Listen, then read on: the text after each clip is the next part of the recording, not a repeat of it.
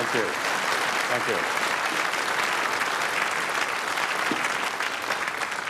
Thank you, John. Thank you very much, conference. There's a Tory and a Labour conspiracy on crime. Both are guilty of putting forward measures to tackle crime that are ineffective or even counterproductive. These parties aren't tough on crime. They're soft on hard thinking and tough choices. And just as our party has changed the public debate on climate change, we need to change the debate on crime and punishment. We need a new consensus on what works, not on what titillates the tabloids. We need common sense, not sensationalism. And that's why we proposed on Sunday a National Crime Reduction Agency to report on the evidence of what works in justice and policing just as thoroughly as we assess medicines in the health service.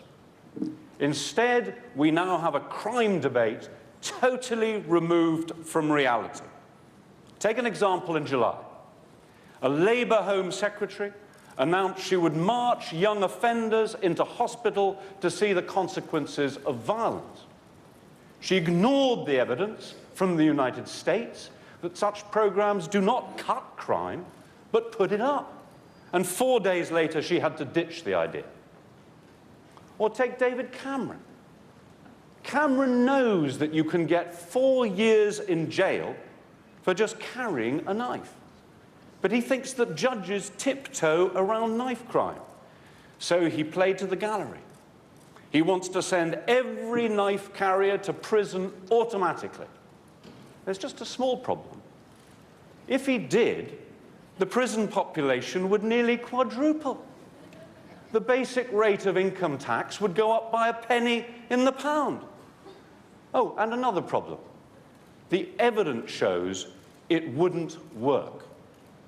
What works is visible policing to reassure people they do not need to carry a knife. Intelligence-led stop and search of hotspots to catch knife carriers, working with the local community to gather leads and encourage witnesses, telling it how it is in schools and colleges, taking back control of the streets.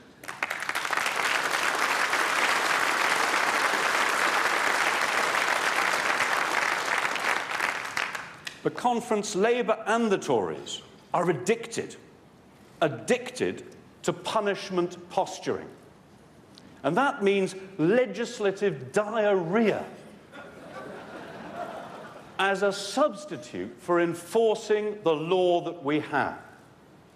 In their first decade in government, Labour's new legislation takes the same amount of shelf space as 200 copies of Tolstoy's War and Peace. And it is twice as heavy as John Prescott. Labour has introduced 3,600 new criminal offences since 1997, even though nearly every offence that people really care about has been illegal for years. My favourite is a new offence which shows ministers are getting really tough. You will be relieved to hear that it is now against the law to set off nuclear explosions.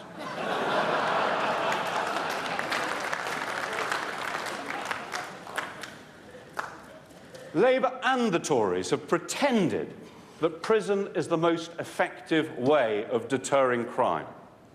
They say that if someone is locked up, they cannot offend. But that ignores the fact that prisoners leave when they serve their time. And the whole point of prison ought to be to stop people re-offending.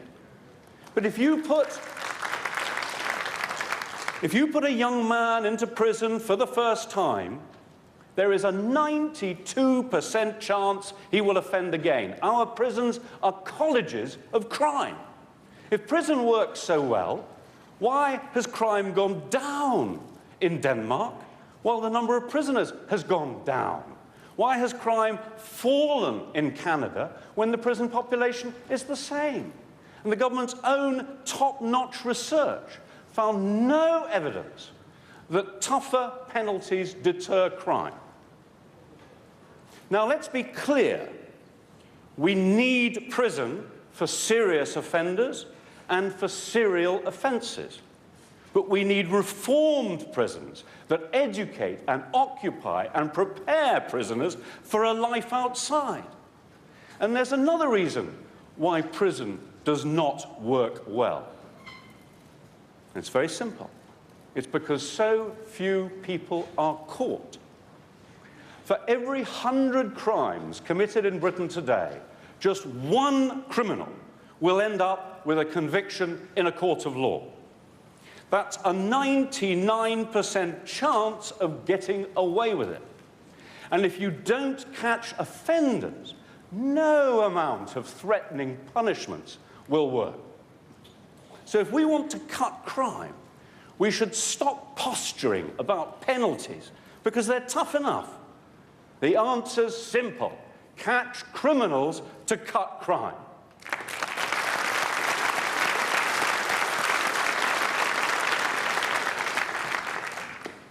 Yet Labour conference has done the opposite of what works. The average prison sentence has gone up. That's the ineffective bit that doesn't work.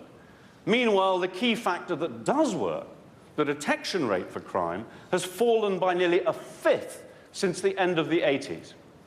If the prison population was still the same as when crime peaked in 1996, there would be enough cash for 25,000 extra police officers.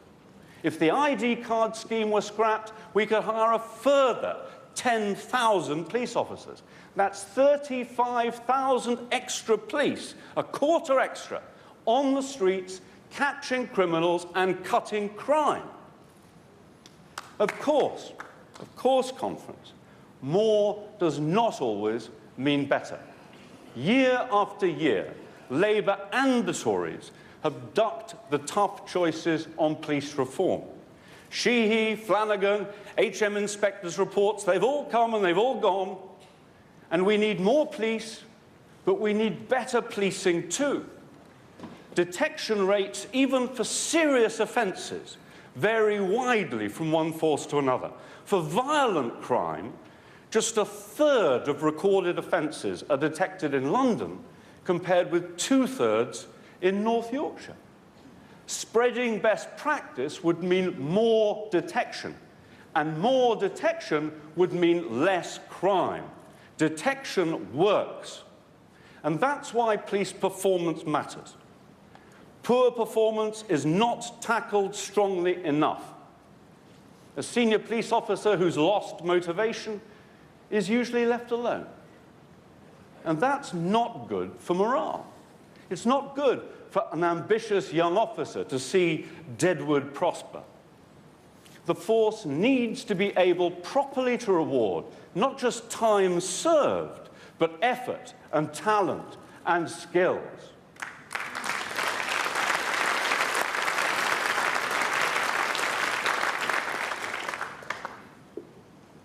Worst of all, police pay has become a political football.